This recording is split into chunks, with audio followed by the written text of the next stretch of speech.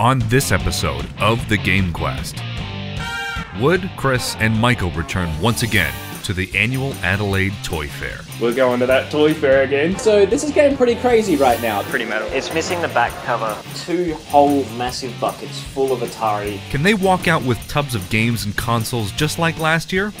Well, probably, lucky bastards. I don't know how they do it. I really don't know how they f***ing do it.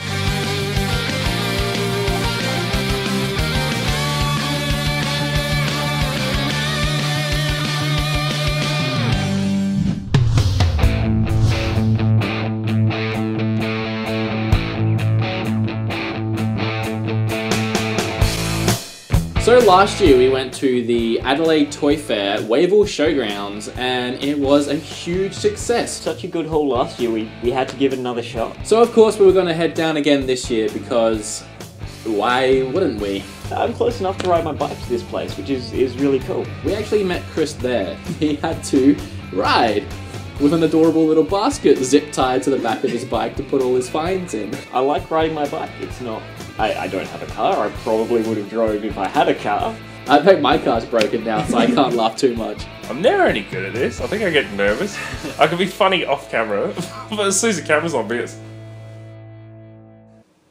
Last time we got incredibly lucky and there was a box of Super Nintendo and Atari stuff underneath the table. I don't think that's going to happen today. I think it's going to be a lot of overpriced games and we're going to walk out very upset. I didn't have high hopes for this year, to be honest. Like I was standing at the front, expecting to go around and look at overpriced toys and overpriced Game & Watches. We did not expect to do anything nearly as good as last year, but this time we were just going for some fun. We're going to that toy fair again.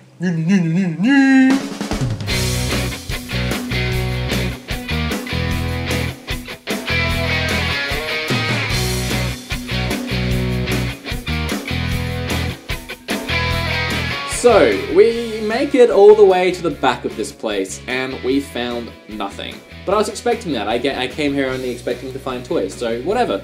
And as soon as I turned around, I don't know who it was, but someone said, probably Chris, hey, Atari stuff. 2 whole massive buckets full of Atari. There was some 7800 in there as well, ColecoVision, Intellivision, that era of gaming, and a nice big old sign that says, all games, $10. Now, I have no interest in any of this stuff whatsoever, but I'm happy for Chris at this point, and I know some of this stuff is pretty hard to come by, so good for Chris. Just like last time when that box of Atari stuff came out, I said the exact same thing. Good for Chris. I was happy for Chris. There's nothing there I wanted. I grabbed anything I didn't have that was boxed straight up, and then I was looking through the loose carts. Your eyes are always drawn to shiny things first. Shiny things are nice. Spectra Video have nice shiny foil labels. Made some of the games that are now the rarest, like Mangia and Bumper Bash. Pull one of these out. The labels are really hard to read because they're so shiny. First one I pull out, it's Bumper Bash. So the last time we were here a year ago, in that Atari bin, you guys might remember, we bought pretty much that whole bin. Chris bought everything. Then we get home, we're looking up the games to put the list of the episode and how much everything was worth, and we realize that Chris has gone and picked up one of the rarest games for the system, Bumper Bash. Here we are, exactly 1 year later, looking through another tub of Atari stuff, and Chris pulls out a bloody Bumper Bash. Probably, it'd be the rarest game I've ever found in the wild. 2 years in a row at the same place. Both ridiculously cheap. I bust some mad beats. You know what I mean? Michael actually comes up to me and whispers in my ear, do you know there's Nintendo stuff down here? They found some games. I wasn't interested, so I walked off. And a stall over, there was NES, SNES, Game Boy stuff, GameCube. There was even a bin down the bottom that had a 64 in it. All this kind of crap that I love. Straight away I'm seeing a lot of really great titles. Obviously this is a toy fair and this guy's paid money to get in, so I'm worried about the prices. And that's when he comes over and he says everything is $10 a game. Just like Chris's little bargain that he had going on, everything was $10 a game. $10 is good for Australia. I'm looking at Kirby, which goes upwards of $50. I'm looking at Bionic Commando, which is a cheaper game, but I don't see that often. Same with Trog. Same with Pac-Man. I actually haven't seen a copy of Pac-Man in the wild. And the final one was Tailspin, which I actually didn't even realize we got a PAL version of here in Australia, but here it is, another uncommon game. In here I've got Bionic Commando, Tailspin, Kirby and Trog. So I've never filmed before, so I was a bit nervous, and when we got in, it was basically all go. They sort of like ran off in front of me, beelined it to the back, and I'm sort of like trying to keep up. And then when they actually found the games, they sort of split off into two different things. So I'm sort of like trying to film Chris and trying to film Wood, and it's just crazy, and I was kind of getting a bit stressed out. Oh, my brother's coming out today to be cameraman as well, which is real cool. You know, he's better at filming than my other brother. Well, Chris's brother, or should I say Chris's clone, because it looks exactly like Chris except with a beard. My brothers are two very different people. My older brother, Ben, is much more like me, except he doesn't like games. William's definitely an oddball in the family. You hold me down and rub chilies on my lips. I don't like games. I don't really play games at all, except for Tetris and Pokemon. Other than that, could not really care less. No, I actually did a really, really good job, so thank you, Ben. Thank you, Ben.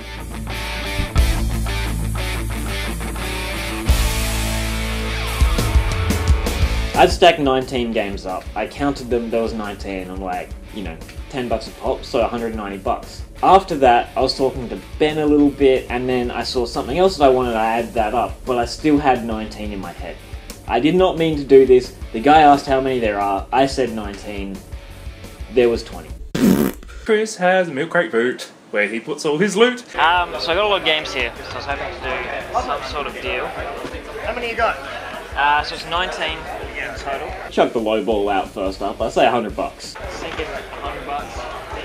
At $10 each for 19. Do 125. Yeah, right. Yeah, whatever. That's still pretty good. First deal of the day. So 19 games you got?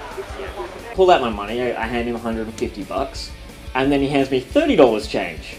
So I actually got the 20 games that he believed to be 19 for 120 bucks instead, because he gave me extra change. Yeehaw. Usually what happens, whenever you see Christopher do a big score, he'll like pick up a bunch of Atari stuff, pay like 150 bucks. Usually what you don't see is the day after, when he gets his freaking like phone bill or something. And he's like, oh, hey Ben, can I borrow like $100 for my phone bill? Okay, so this is getting pretty crazy right now. This has gone from 0 to 100 in about a second. Chris is over looking at his $10 Atari stuff, and he's got a stack taller than the Eiffel Tower.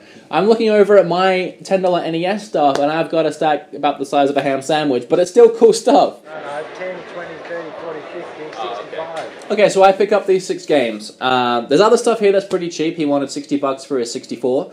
He wanted about $10 for his Game Boy, stuff like that. But it's all stuff that I already have, and I'm trying to be a good boy, so I'm not going to buy them. So wait, let me get this straight. At the other booth, we found another bumper bash.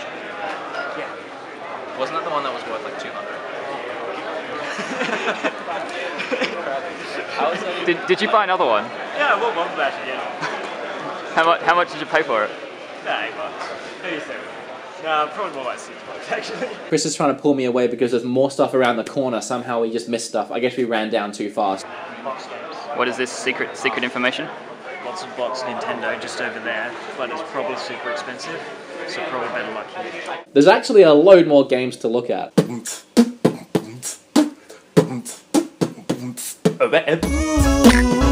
this is what I gotta do, gotta make it through just like I did with you.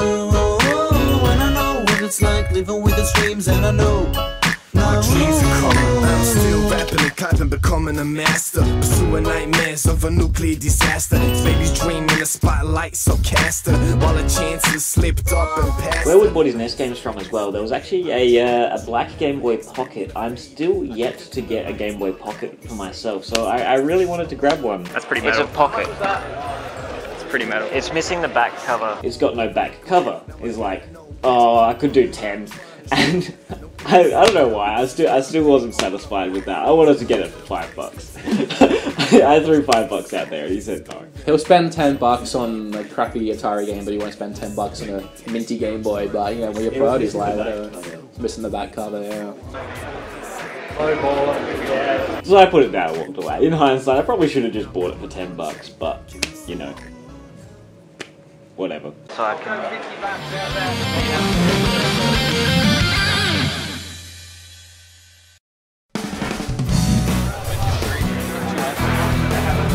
2 and 3. The only other guy here that had prices that were in mine and Chris's price range was a guy on the right hand side, and right off the bat I loved this guy. He had a copy of Earthworm Jim 2 for the Super Nintendo. It even came in a case that he printed out a label for. It wasn't the best quality, but it was free. I was looking around for a while trying to find something else because I didn't want to haggle with this guy because 20 bucks is such a great price anyway, but I couldn't find anything that I was really looking for, so I haggled with him. And I managed to get him down to 15 bucks. That was great. That was like the perfect end to my day because I was done after that. I'd spent enough money. I was a bit broke.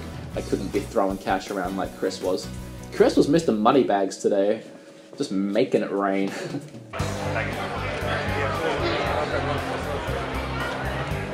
It was time for Michael to go back around and buy some of the stuff that he found in his first little trip. And the first thing he picks up is a huge Batman gumball machine.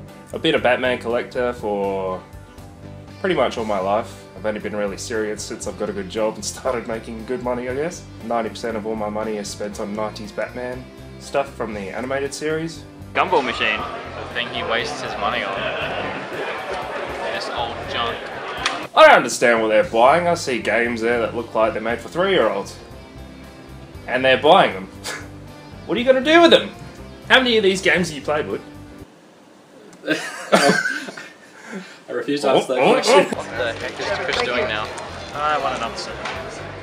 We go back through the whole fair, and of course, we wind up back at the back where the Atari games are, and I have to have another look through the bucket and see what else I missed. I got 7 games. I threw like the $40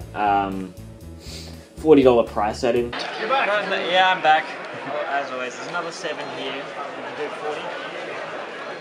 Considering the super deal I gave you last time. Yeah, you really did. Yeah. Alright. Wow, Chris. Wow.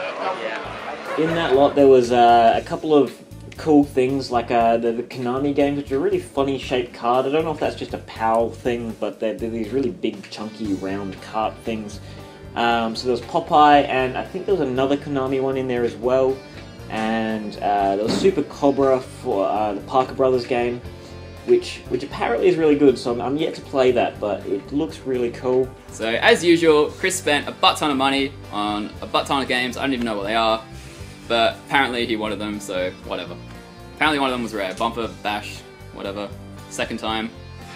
So, you know, bumper, bash. Bought a mad gumball machine. When I saw it, it was pretty clean. Some dirt rust on the box, but what can I say? It was 30 bucks. So that's it. We're done. Michael has his Batman stuff. Chris has no money left, and I have my Nintendo stuff. So we're heading out. I was stoked with this toy fair. I literally only bought Atari games. I didn't get anything else at all, but I was really happy. We love toys, don't get us wrong, but we had money to spend on video games today, and that's where we wanted to spend money. There was too much stuff here to try looking at toys. I didn't buy any toys. Wood didn't buy any toys. Michael bought toys. We've all had a really good toy fair though. I think we're all really stoked with what we got. So it's the end of the day. It turned out okay. Everybody out of my way.